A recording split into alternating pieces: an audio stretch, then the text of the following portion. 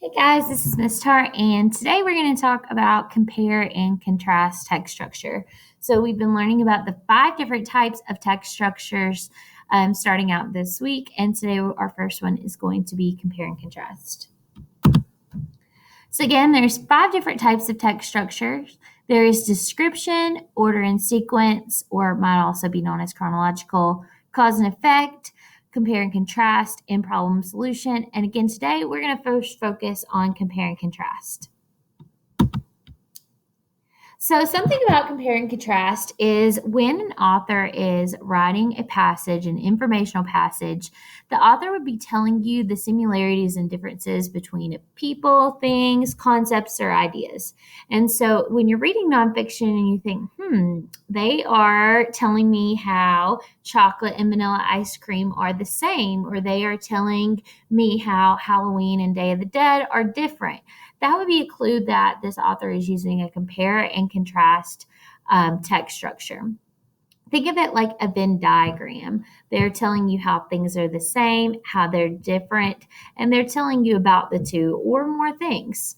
It's talking about the likeliness and differences and are discussed also both in contrast. Those are words that you might see if an author is indeed using a compare and contrast text feature. So think back, maybe there's a time that you read a text and it was comparing types of food, or they were comparing people, or they were comparing countries. There's tons of different things that you could read about comparing.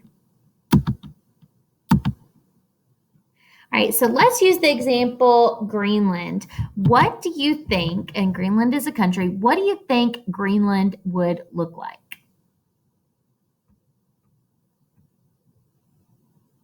Okay, well, what about Iceland? What do you think Iceland would look like? So these are 2 different countries, and we're actually going to be comparing and contrasting them today. So let's see what they are kind of like and see if it compares to what you think it would be like.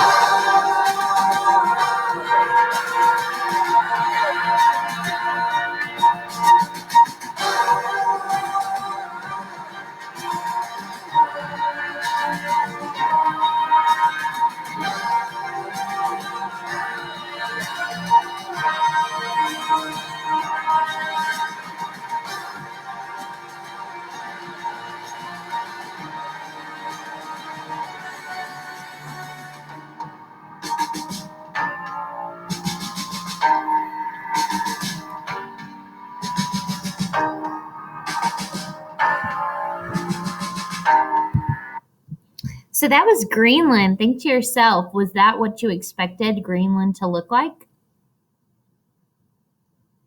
All right, next let's look at Iceland.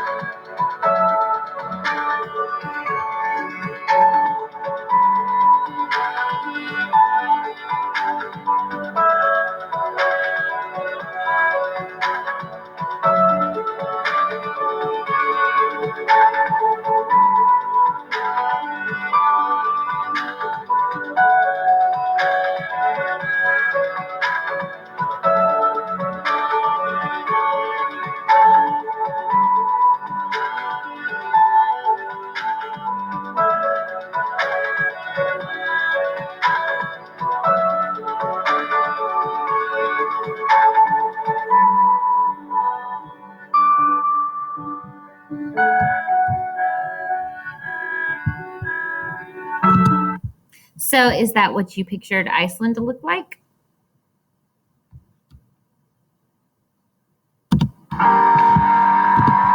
So probably not. You were probably expecting Greenland to be really pretty with lots of green pastures, nice, beautiful landscapes. And you were probably thinking about Iceland being covered in ice, but the names are actually really misleading.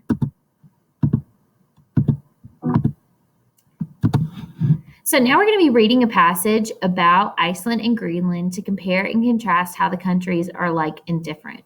We know that this passage is going to be compare and contrast because number one, the title, Greenland and Iceland, when it gives you two different things like that, that's usually a clue that it is going to be comparing and contrasting. Also in the passage, you'll see words like differences, between, both, and on the other hand. So those are all little keywords that could give you clues that it is comparing and contrasting two different things. So let's read. Greenland and Iceland were settled by Vikings and have legendary tales about the origins of their names. However, you might be surprised the differences between these two lands. So there is our first word that we can tell is being used in compare and contrast, differences. That's definitely a sign that they're going to be telling us how these two countries are different. And it also let us know that they are alike because they were both settled by Vikings and have legendary tales about the origins of their names, showing us how they're the same and how they are going to be different. How Iceland got its name. In 867, a Viking named Floki sailed from Norway, hoping to reach an island he had heard about from another Viking who had landed there accidentally when his ship was blown off course. Tragically, Floki's daughter drowned during the journey. The livestock he had brought to the island died of starvation. As cold temperatures stretched into spring, Floki climbed a mountain to look for signs of milder weather on its way. Instead, he saw inlets filled with icebergs. He named the country Iceland after his icy view. Floki was eager to return to Norway, and he told everyone back home that Iceland was a terrible place and not to bother settling there. So, in this passage, we learned that Iceland was named after a Viking named Floki, who sailed from Norway. Let's read about Greenland, how Greenland got its name. The name Greenland is attributed to the Viking Eric the Red. Eric was originally from Norway. However, in 960, when Eric was 10, his father was banished from Norway for having committed a number of crimes. Eric's family moved to Iceland, where despite Floki's negative reviews, Vikings have been settling for nearly 100 years. In 982, Eric himself was banished from Iceland for 3 years. He sailed west for 900 nautical miles before reaching the coast of Icy Island. On the southern tip of the island, he found a few spots with enough vegetation to support raising livestock. After 3 years, Eric returned to Iceland. He wanted to convince people to leave Iceland and settle on the new land he had discovered. Unlike Floki, he bragged about how great the island was and gave it a favorable name of Iceland. So another way that they're different is Greenland was named for a Viking named Eric the Red. Are their names misleading? Despite its name, only 11% of Iceland is permanently covered by ice. So that is definitely misleading, and you guys saw that in the video. Iceland's actually very beautiful and green. It does have some ice, but only 11%. Much of Iceland's landscape is grassy pastures and moss-covered lava rocks. It's possible that Floki didn't see the much greener land when he was in Iceland.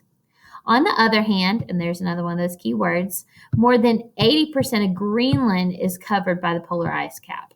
So it's got a lot more ice, as you saw in the video. Research suggests that Greenland's climate may have been warmer long ago, thus Greenland may actually have been greener when Eric the Red discovered it.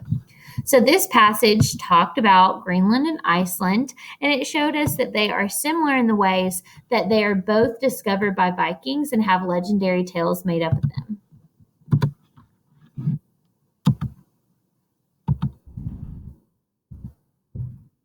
So here we have a Venn diagram. On this side, we are going to talk about how Greenland is different from Iceland. And on this side, we'll talk about how Iceland is different from Greenland. And then, of course, in the middle, how are they similar? So according to the passage, they're similar in the way that they were both settled by Vikings long time ago. They're also similar because they have these legends, these tales made up about them and how their name was made. Who knows if that's actually true because it was so long ago for both of them. First, we learned that Iceland was named by a Viking named Floki. And then for Greenland, we learned that he was named by a Viking named Eric. So that is one way that they were different. And then the biggest difference was Iceland is actually only 11% covered in ice, whereas Greenland was 80% made of ice. So that was a very large difference as well. All right, guys, so this was Miss Tart, and today we talked about how text structures have 5 different kinds of text structures, and we mainly focused on compare and contrast. Tomorrow, you will also be looking at compare and contrast, and you'll be doing an assignment on it individually to practice. I hope you have a great day.